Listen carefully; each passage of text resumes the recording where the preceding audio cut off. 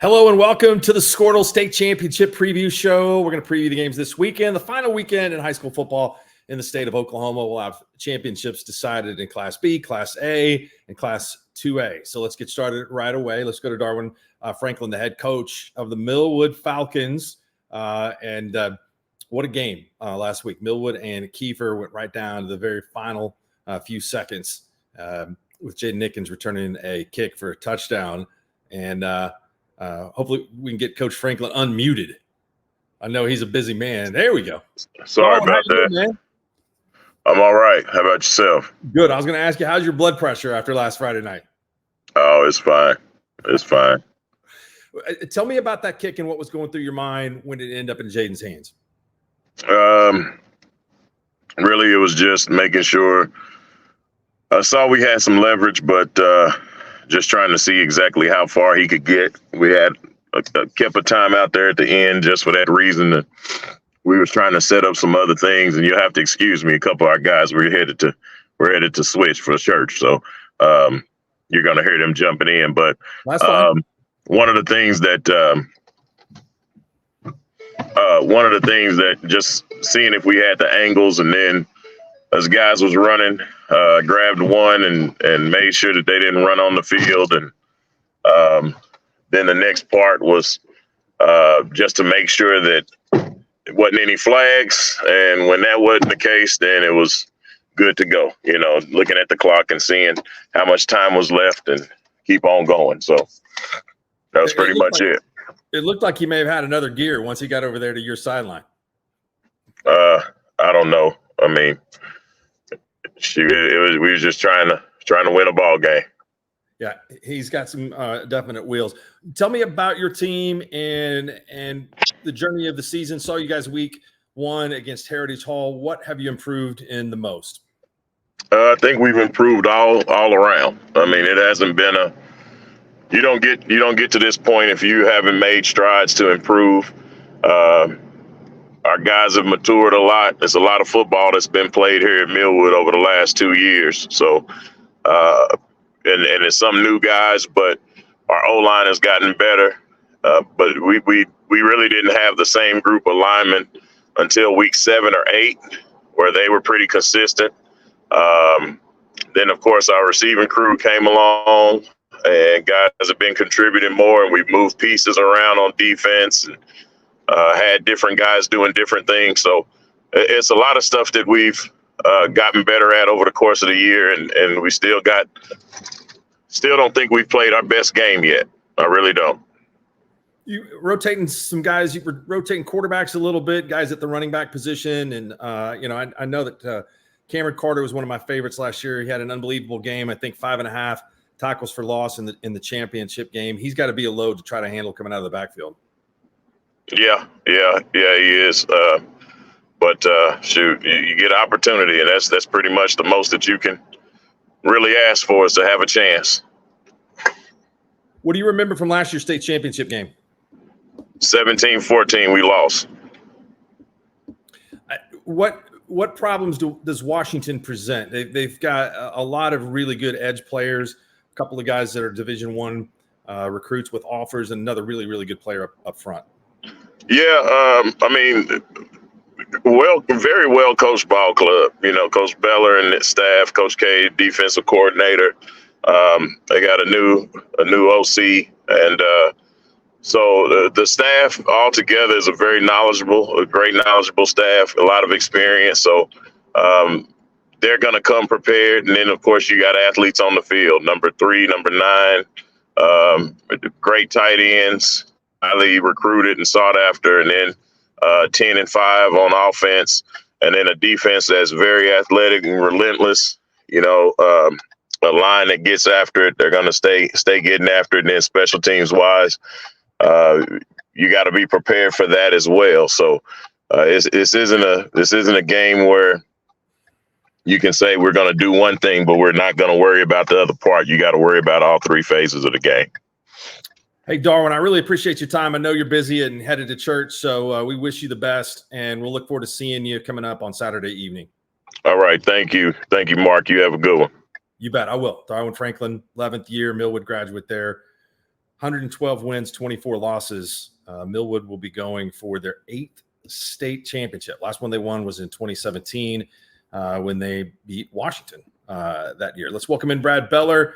He is the opponent coming in on Saturday night. Washington Warriors are undefeated, right in a 29-game winning streak, headed into the contest on Saturday night. Brad, what's up? How are you doing? Going good. How are you doing? Good.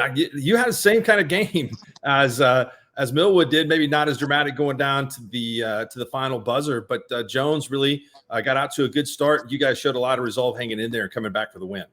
We did. Especially all year, we haven't been in that situation a whole lot. We've been down, but definitely not 18-0 to a good Jones team.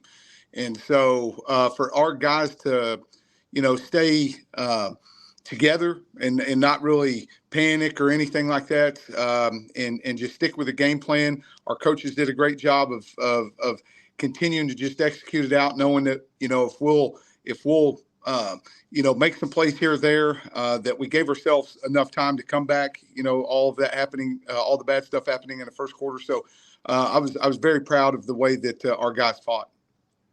Well, and it was similar to the game last year, a year ago against Millwood. You guys are down in that ball game, and you've got to drive the length of the field to get in to score a game-winning touchdown with under 3 minutes to go in the game. And so different emotions for you, obviously, than Coach Franklin. But what do you remember most from that game a year ago? The same thing, 3 fourth-down conversions. I think that we had one at the end of the third quarter, 2 or 3, I think, in the fourth quarter alone. Going down, kicking a field goal with the sophomore kicker, Mason Thomas, kicks a big field goal to give us a fighting chance to maybe take the lead if we can get a stop. But again, I was very proud of our defense last year. Our offense struggled, and a lot of it was due to Millwood's defense is so tough. They're fast, they're physical, they're disciplined. And so our, both teams going and scoring on the first drive, you think, man, this is going to be a high-scoring affair, and then both defenses settled in. But just seeing us execute in crucial moments, against Millwood last year, special teams, defensive stops, a couple offensive plays, and then all of a sudden you look up and you've won, a state title. It was definitely a great memory for our program. Tell me about Hudson Howard, and where does he rank in the hierarchy of some great running backs that you've had at the school? I hear a lot of great things about him. Oh, he is just a worker. I mean, he, in every sense of the word. I mean, he comes in every day when we're getting ready to lift, and his prep work from a mental preparation standpoint, from a physical preparation, he is just a worker, and everything he does inspires the team around him. Because you look at him in his stature, I mean, he's not the biggest guy in the world, but he runs in a way that really seems like he's a guy twice his size. I mean, guys will hit him and he bounces off of them. And you go, well, is he a power back? He's not a power back. He's not really a true scat back or, juker at that. He's just a really good high school football player that makes a lot of plays for us. And he gives all the credit to his offensive line and those big old tight ends blocking for him. Yeah, no doubt about that. You really have the luxury of a very experienced quarterback in this game, who's played, I think, 45 games as a starter for you guys, if that's right. I mean, that's a lot of football. A lot of football. Major, and you've seen him play in the last couple of state championship games, and he never from the first state championship that he played in against Marlowe to now, he's just seasoned. He learns from his mistakes, tries not to repeat them, and he is a guy that is a film junkie. I mean, he is constantly watching film, coming in after practice, wanting to get the film up. When we get the game done on Friday night, he's asking for that film on Friday, and then Saturday morning he's ready for the opponent's film. He's always texting and asking for that. So he is the ultimate servant leader. He's not too good to go get a water bottle for his offensive lineman or the third team right tackle. I mean, he is just a great human being, and he inspires our team. And they rally around him and what all he's been through and what all he's done for this program.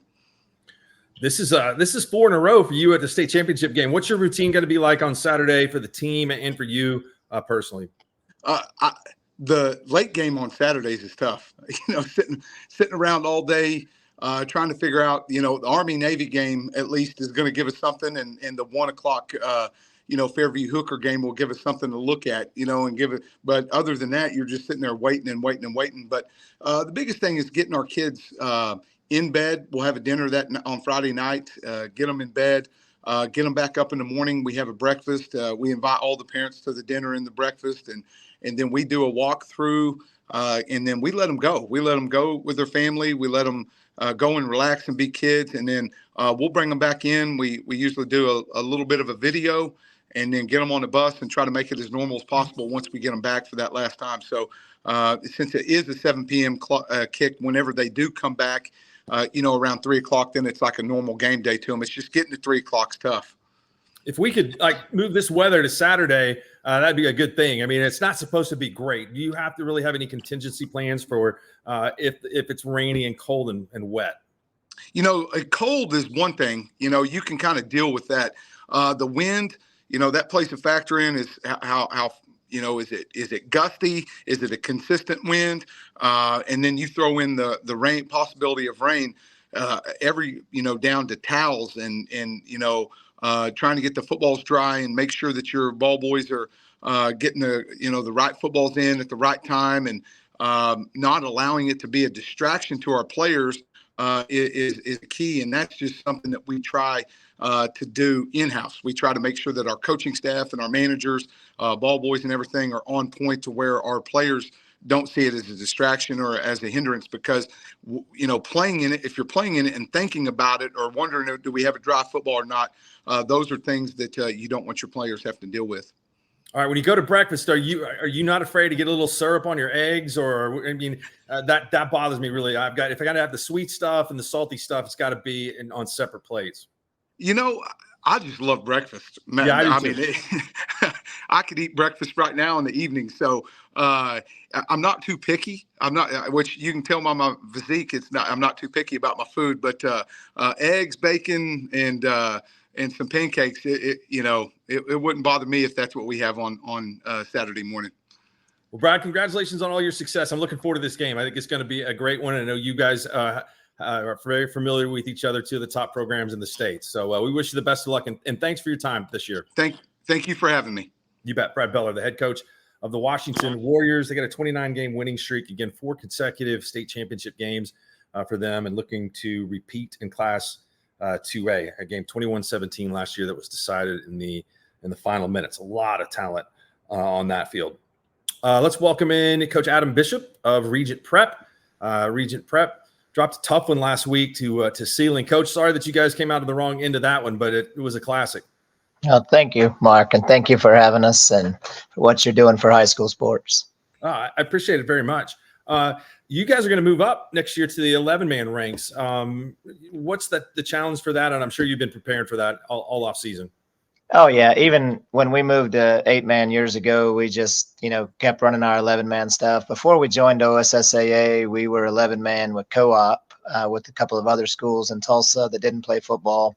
And then when we went on our own, OSSAA, the other schools didn't want to join. So we were on our own. The first 8-man year, we had 10 guys, and we now have 31 guys out. So we've really been able to grow our program. We have great kids, but we didn't change a lot going from 11 to 8, and we're not going to change a lot going back from 8 to 11.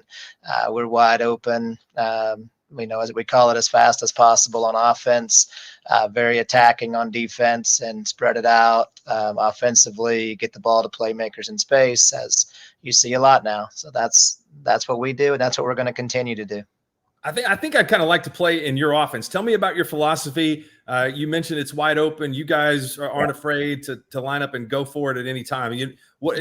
Did something happen in your life? Did a punter upset you, or do you just you play the math in the game?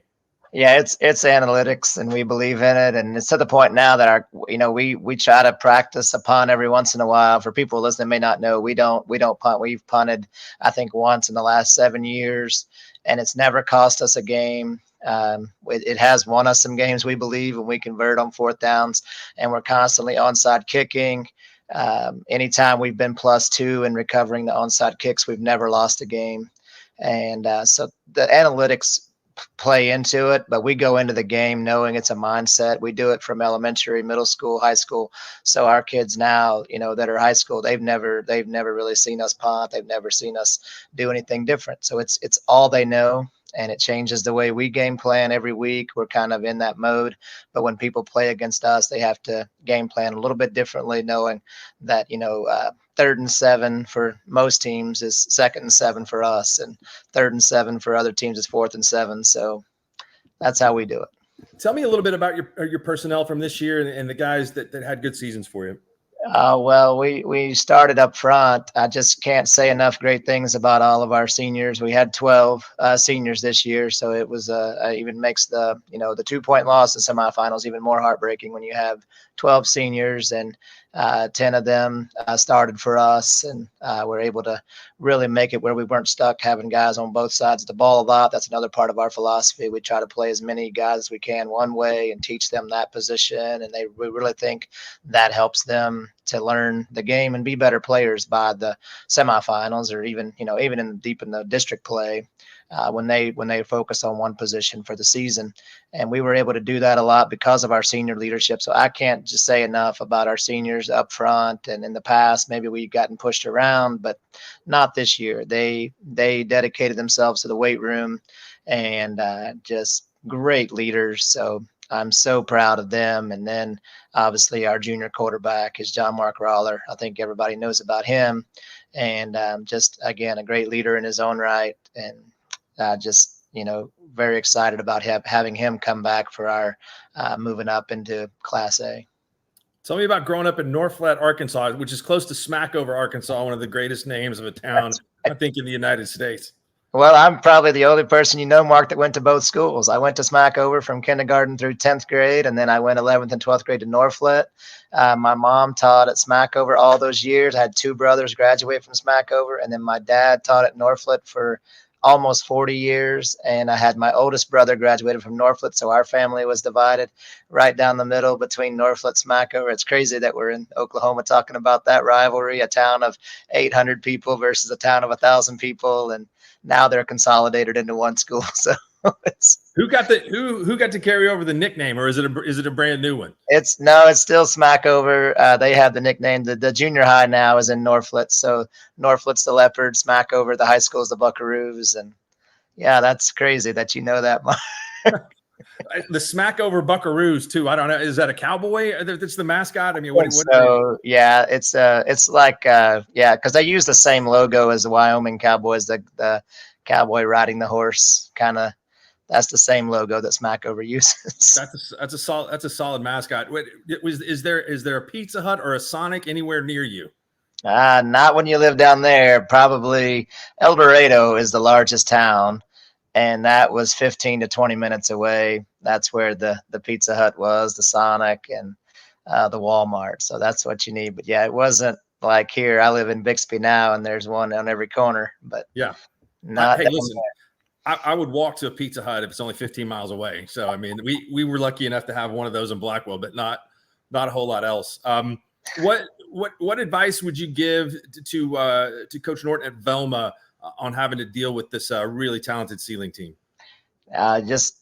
You better have 8 guys that can go, because I'm going to assure you, Mark, Sealing has 8 guys that can go. And if you, at this point in the season, it's been this way for a few weeks in the 8-man playoffs. If you have a weakness on defense, it's going to get exploited, and you can do things right in 8-man. People don't realize that you can do everything right on defense in 8-man football and still give up points. And that's what Sealing does really well. They're going to exploit whatever you don't have. And I think Velma has it and Sealing has it. So even when you see 2 teams doing things the right way, talking about moving from 11 to 8-man, you lose 3 defenders from 11 to 8-man, but you only lose 1 eligible receiver. So it's really you can really put a defense in a bind. And I know Sealing has a very capable quarterback throwing and running. Velma the same way. that both teams can spread it out and run. And our staff has been laughing because I think we've been 8-man now for 9 years. And 9 years ago, the teams that would win, and even more recently than that, the teams that would win state and 8-man would be too tight eye and run the ball. And then the other night, us and Sealing are 3-by-1, 2-by-2, nearly every play. You might get 2-by-1, sometimes an 8-man with a back, but it's a lot of empty sets now. And you can really, exploit defenses if you have a quarterback that can run and throw, which we had that, and Sealing, they have that, and every team this late in the year has that. I think you saw it with O'Keene and Velma as well in their semifinal game. Last question for me is, you guys ended up really in a hornet's nest of a district. Drumright had a great season, and Yale also had a really good season. So, that was a good competition for you guys. And I know that you love to schedule difficult in the non-district. Yeah, it was great for our district this year. I think we had 3 of the last 8 teams, and that's the first time that's happened with us. And it just shows there's such a dedication to improvement in our district and the east side in 8-man football. It's just kind of been looked over for years. And now it's, I know they're taking it very seriously at Drumright and at Yale and some other places in our district as well do. And so I couldn't be more proud of our district when we met after the season. It's just a lot of hardworking guys that are really getting buy-in from their players and their schools and their communities as a whole. And that's what's going on. And so it's really going well. And then us and Drumright are both going to be in the same district in 11-man next year. So that'll continue. And it's just great for high school football. Again, anytime we can lift up those around us, that's what we want to do. And we pull for them, and that's just how we are. We're not just out for our program to get better, but we want to come alongside the programs that we play against, and we really enjoy the community in the 8-man community. It's really great. The coaches are really great together, and we look forward to that as we move into Class A next year. First thing I'm going to do when I get finished tonight is I'm going to get a Smack Over Buckaroos sweatshirt. I think I have to go find one of those. Surely there's someone out there on the internet somewhere. If somebody's not selling them, they're missing out. So surely they are. I agree. Adam, thanks for your time, man. We wish you congratulations on your season this year and a great year. Thank you, Mark, and thank you again, Mark, for what you and all your guys do for high school sports and promoting the hard work that these guys are putting in. Thank you so much. Our pleasure. I'll talk to you soon. Thanks, Adam. Thank you. We appreciate that. 42-40, tough loss last week in the game that went right down to the wire. And they had some very difficult competition at Regent, knocking off a great Dewar team in the third round. Our next guest is Tanner Allen. He's the head coach of the O'Keene Whippets in year number 1. Great season for O'Keene as they were able to make it all the way to the semifinals. Tanner, how are you doing, man? Good. How are you? I'm doing great. Thanks for joining us tonight. Tell me a little bit about, of course, your first year coming from Winoka to take this job, and you guys really had an outstanding season. Yeah, it was kind of a last-minute deal. I didn't plan on going anywhere. Kind of ended up being a good opportunity for my family, and we made the move, not really knowing how this season would go. We played O'Keene the past few years, and I've always been impressed with their toughness and their good, respectful kids. I've always thought that was cool. But I really didn't know how this year would go, and the boys kind of surprised me. Yeah, and you were in the same district with Sealing earlier this season, so you've got to look at that team. What do you think Velma's going to see when they get the Wildcats? They're going to see a really good team. As Regent knows from last week, Sealing's, like you said, they put 8 players on the field, and they're one thing that stands out to me about Sealing is I don't know that I've ever seen a team make it this far without size, because they really don't have size. Their biggest player is their quarterback, and he's all there, but he's 205, 210. Other than that, they don't really put a guy on the field over 180 pounds, and it's really been cool to see what they can do. Tell me a little bit about some of your standouts this season, and then what you guys can expect coming back for next year. We had a big senior class, lost 7 seniors, 6 that played a lot. Will Carves played fullback linebacker for us, probably our most valuable player, in my opinion. We had Luke Swartwood, played tailback, good player. Brody Jenkins at quarterback, Briar Roberts at receiver, Kyle Lewis at center, and Riley Lucky at tight end. All contributed. I wouldn't really say any of them are more important than the other ones, but yeah, we're losing a lot. I think the young guys have really seen what the seniors put into this, and I think they're looking forward to next year. I had a chance to see Velma play earlier this year in a game at Dewar. They've also got some good size, and they've got a lot of kids that can make plays. Yeah, Velma's got it all. Like you said, their line's big, athletic. They got a good quarterback, sophomore kid that does a really good job, and playmakers everywhere on the field. Yeah, they got a good team. Well, Tanner, we appreciate it, and we thank you very much. Look forward to seeing you guys next season, and congratulations on all the success you had this year. All right, thank you, sir.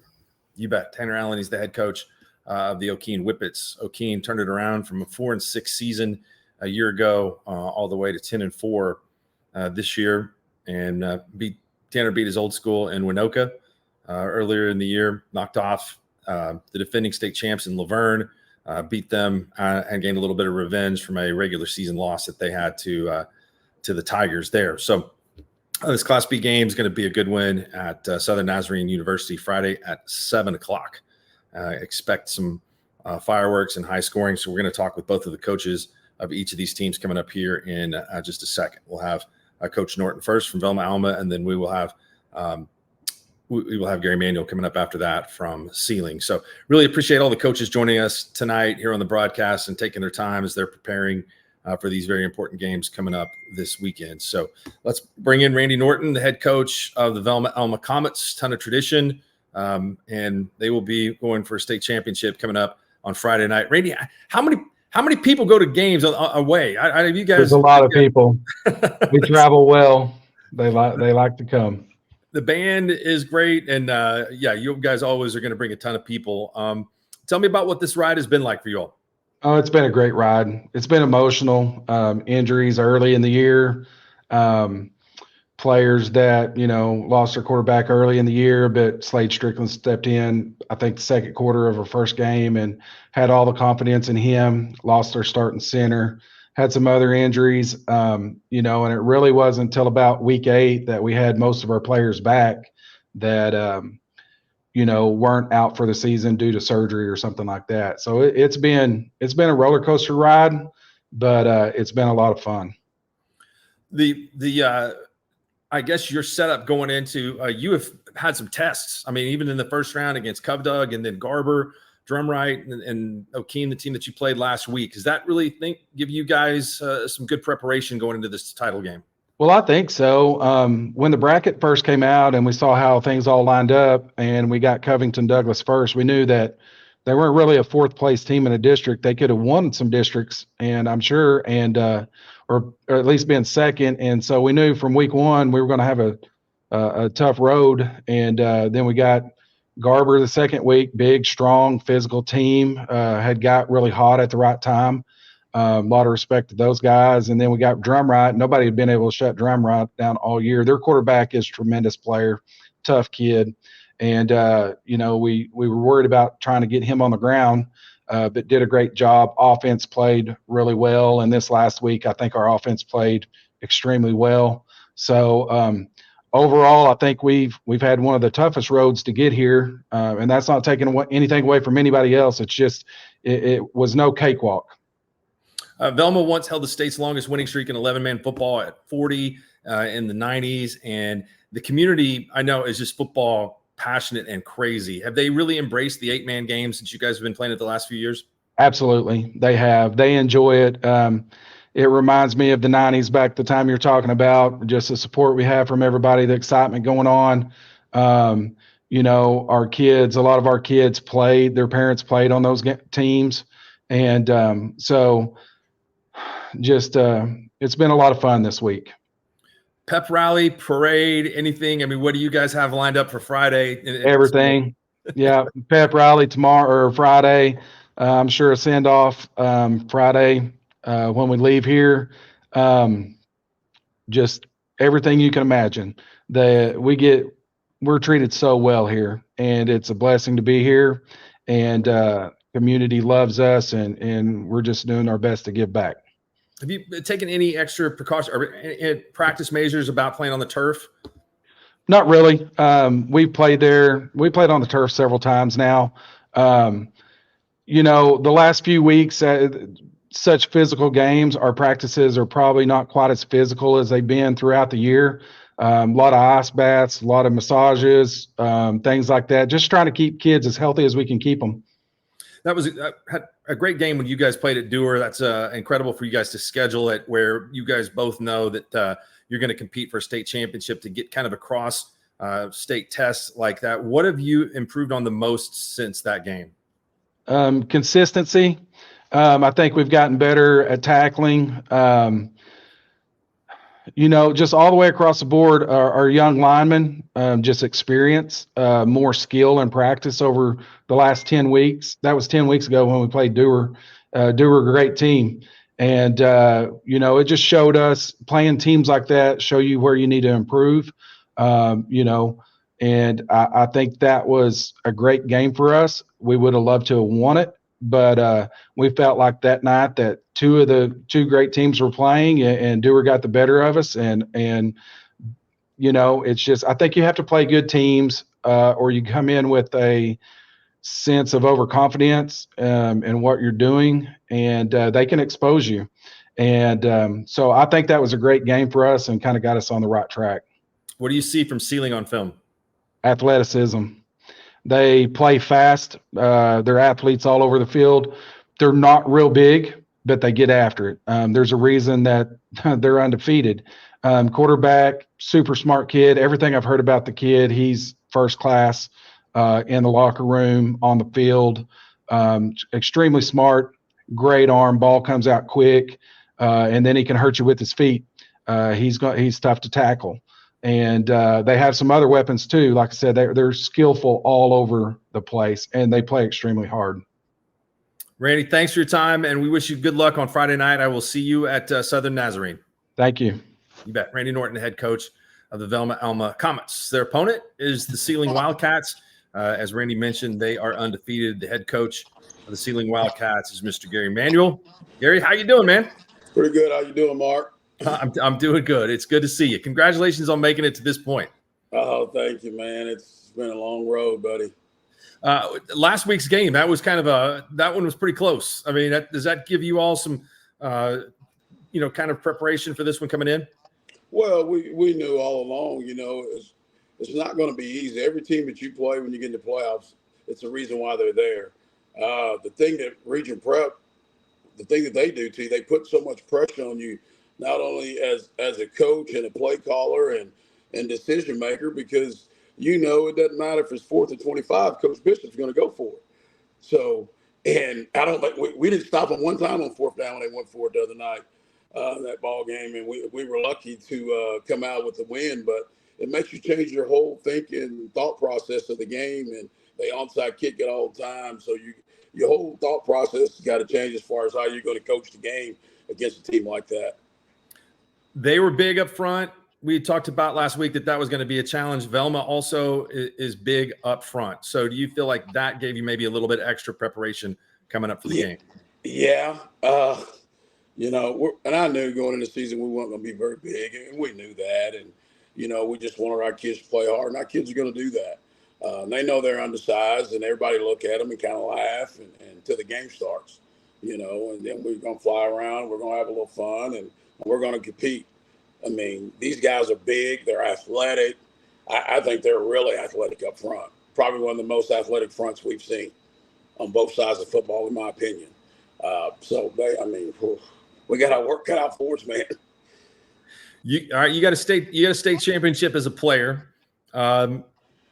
What's it going to be like if you win a state championship with your son out there as a quarterback? Well, it would be pretty special, you know, because you know, really, I've been his only football coach since he was a third grader. We've ran the same offense, same defense since my seniors were in third grade. I've had these kids, and I told those kids when they were young that one day they would do something special in football, and here we are, in year two, got a chance to, try to rewrite the wrong from last year and try to learn from last year's mistakes, and hopefully we don't make the same mistakes on Friday night. What's your routine for game day? Well, first of all, we get to the school by 7:45 and we greet all the elementary kids. It's kind of the first thing we do. And then we usually have a pep assembly about 2:00, and we do that. Then we come back to the locker room and we'll have food for the kids. And then we'll have a guest speaker, usually one of the pastors in town. They come and bring a message and visit with the kids a little bit. And then we will, after they're done, I'll visit with them and let them go. And we get ready for the game. You get a weather forecast from Gary England. Got to be the most famous ceiling fan out there. Yeah. Well, trust me, I've been checking the weather 3 or 4 times every couple hours, just trying to see, hopefully it's going to be dry. And, this time of year being cold, that's just part of it, but just hopefully it's dry, because both teams like to throw the ball, spread it out a little bit. And hopefully we can get to see some of that action a little bit. You told me before that you guys are one of the few teams at your level that has a strength and conditioning coach, kind of a full-time guy there. What's that meant to your program? Well, we actually got a new guy this year, but the guy I had 2 years previous to the guy I have now. What he done for our kids and our programs, I'm talking about girls and boys athletics, was tremendous. This guy it was kind of like having a Division I strength coach at 8-man school. He was that good. And I knew I wasn't going to have him for long. I was lucky to have him for 2 years. And, that's when we really started to turn the corner as far as, winning football games and being able to compete, because our kids were stronger. They wasn't very big, but they were stronger. We were able to keep kids healthier, keep them on the field. That's been one of the biggest things that I can tell you with the strength and conditioning. That's been the biggest plus for us. We've been able to keep kids on the field and keep them playing. And that's been a big key for us the last 2 years, been able to win a few ball games. Tell me what's Caden's strengths? What does he do best? And then what does his future look like as far as playing sports at the next level? Well, Caden's he's one of those guys, when he talks, the guys are going to listen. It's funny. Last week, our linebacker, number 15, sophomore, he tells my son he's paying like crap. You're not even throwing the ball even close to him, man. What are you doing? And he was just like, relax. Hey, I had a little pressure right there. Just calm down. But they was giving him a hard time last week because he wasn't having his best game. And he normally don't miss as many tackles as he did. But the guy he was playing against, that kid's pretty special. He's really special. That quarterback from Region is really special. And it wasn't his best defensive game. But I think what he brings to the table is just his toughness, his will to compete. He hates losing. It doesn't matter if it's a checkers, horse. It doesn't matter. He hates losing in anything. He went to church camp and they got 3rd place. And he told the guy, the director that was with him, that he would rather get 3rd place because he couldn't handle another 2nd place, because we lost state championship game last year. So he's a very competitive kid and he just loves to compete, man. It doesn't matter what it is, what sport it is. No, everybody's talked about you guys don't have a lot of size. Now, would they have played you on the line if you were at Ceiling? Would you? You've been maybe one of the fastest offensive linemen in 8-man. No, Mark, I got too much skill for that. Well, I used to. Not anymore. I'm definitely a lineman now. Yeah, so am I. And there's no doubt about it. Hey, Gary, we appreciate your time. Good luck on Friday night, and we'll see you over there at SNU. Hey, thanks, Mark. Thanks for having us. You bet. Gary Manuel, head coach at Ceiling, won a state championship at Snyder High School and knocked off Morrison in the semifinals, ended their 90-game winning streak, which at the time was the longest in the country, I believe. All right, we have the 2 coaches in the Class A game coming up on Saturday afternoon at UCO. First is Trevor Powers, the head coach of the Hooker Bulldogs. It's an impressive background that you got going right now. You got a little film going. The new living room in my house. I wound up having Shayla wanted one more kid, and we wound up with twins, so we had to add a little bit of house to put a roof over all these heads we've got now. That's a sweet setup. You guys, opened the season with Sunray from Texas. They're in the Division II Class A or Class 2A semifinals in the state of Texas. So you really have faced some quality competition this year. Yeah, we love go dipping down into Texas. We get some quality opponents. We're playing Spearman as well next year. We scrimmage Stratford, Texas every year. They're in the semifinals in 2A Division I. So we have a good idea of who we are early in the year and some things that we need to work on and fix. So it's a great opportunity for us to get better. We look at non-district as we don't really care whether we win or we lose. We want to make sure we get better, and Texas gives us that opportunity to do that. Man, when the bracket came out, you guys had an incredibly tough draw. You had to go play an undefeated Minco team in the second round, and we had that game tuned up. Just watching that to the very end, you guys survived a missed field goal at the end of that game. Near-death experiences, football style, can sometimes really energize a team. What did that do for you all? Right. I mean, it was one of those games where I knew it was going to be very physical. I thought we were two very similar teams. The only thing that really had me concerned was their age. They have 14 seniors. We've got 5. So it was a game where we weathered the storm in the first half. In the second half, we really thought we really started to lean on them, kind of impose our will a little bit. We've got very physical young men that play really hard. And we played a ton of defense in that second half. I think they had an 8.5-minute drive before we stopped them there at the end of the game. So it was a very special moment. And then it really energized us for what we had to do. Playing 3 undefeated teams in a row to get to the state championship was a road. Yeah, no question about it. You're very familiar with Fairview. You guys are in the same district. What has changed for your team since you guys played them at home earlier this year? Experience. We've gotten a lot better since then. We weren't exactly sure who we were when you're playing. We start 1 senior on defense. We start 2 on offense. So we had some guys that had not played very much football for that district opener against a quarterback that's experienced as Jackson. So we've improved a lot. We changed a lot of things since then and have really gotten a lot better since then. I'm excited for the opportunity on Saturday. You guys also have a still young quarterback that has gotten a lot of experience. It's a really, really good player. Tell me a little bit about Martins. Cleet's an exceptional kid. We moved him to quarterback as an 8th grader and kind of started turning things over to him. He's a guy that you want to have the ball at the end of the game. He's a leader. He plays exceptionally hard. The guys listen to him. And he has an uncanny ability to get it when you got to have it.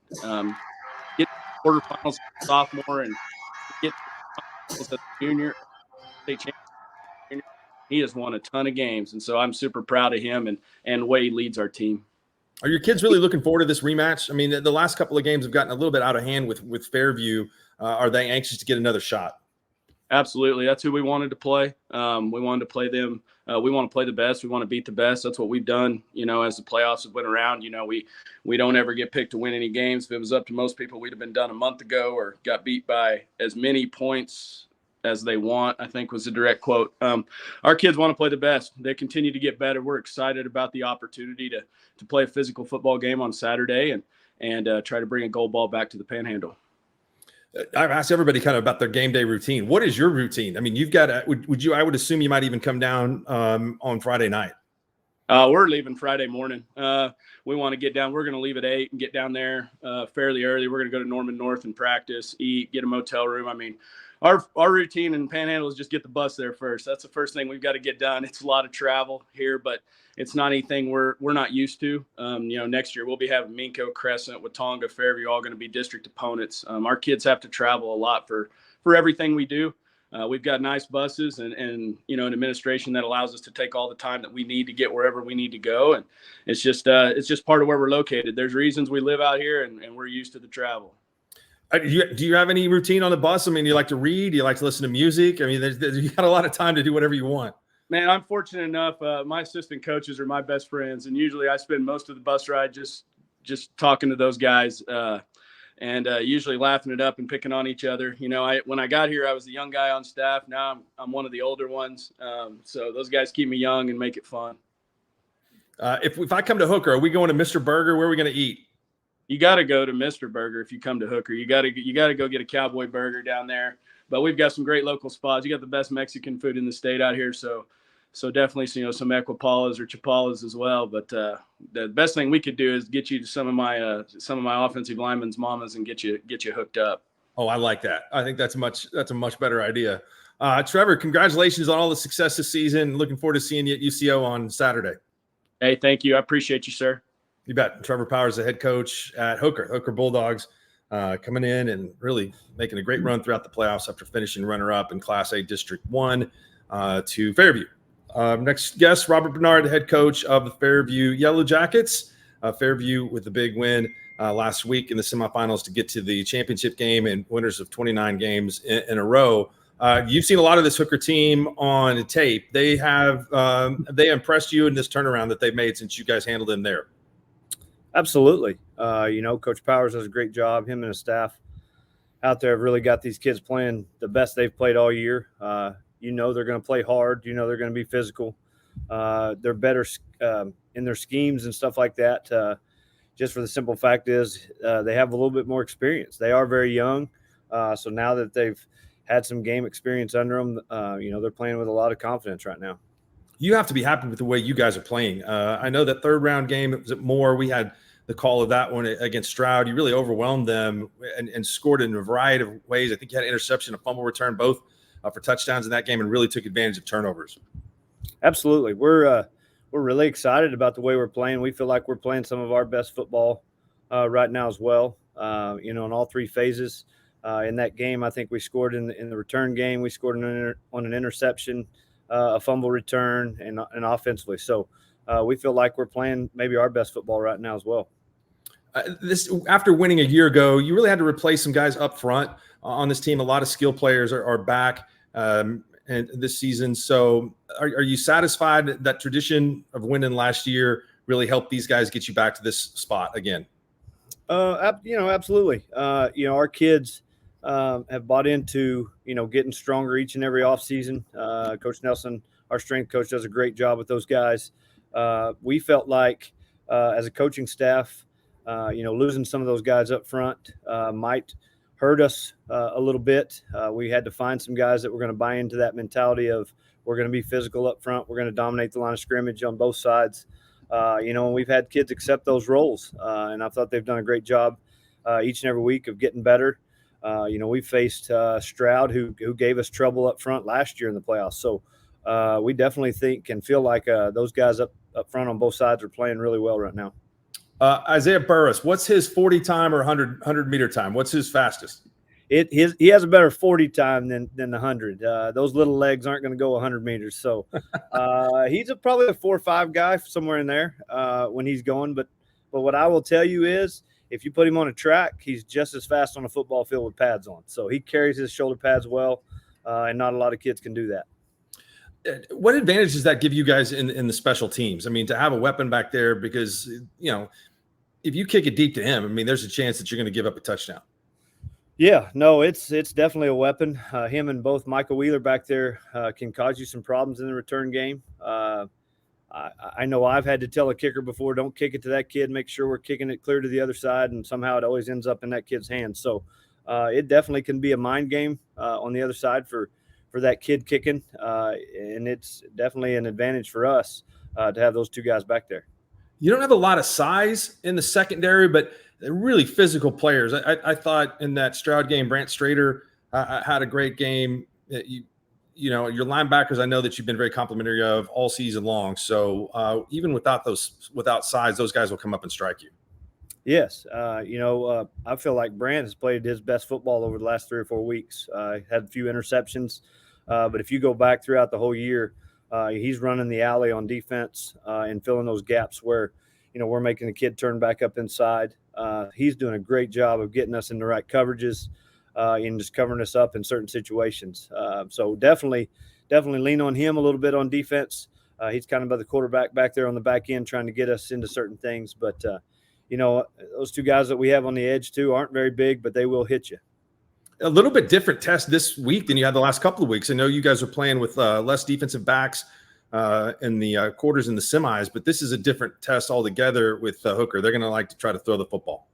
Yeah, no, Cleat does a great job back there. He can run it, he can throw it. So he definitely keeps you balanced and makes you have to play and defend both of those, at a high level. So we definitely have our hands full. Offensively, that we feel like they're playing the best they've played all year. Watching through their game films, they're running the ball really well with the freshman running back as well as Cleat, also the Parker kid. So definitely got to stop them from running the football, but they can hurt you in the pass game as well with the Robinson kid on the outside. Now, is your phone ringing yet for Jax? I mean, is he talking to more people?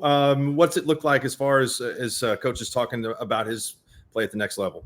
Not really. I mean, he's had a couple of visits to Emporia. He went to OBU. A couple of messages here or there on Twitter, but nothing real solid yet.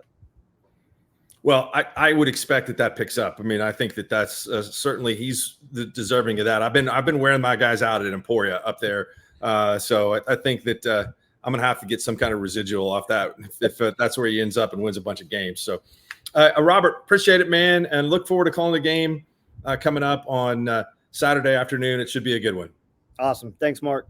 You bet. Good to talk to you. Robert Bernard, head coach of the Fairview Yellow Jackets. All right, that'll do it. We've had 6 coaches in the state championship games coming on, and then we had 2 that played last week in the Class B bracket.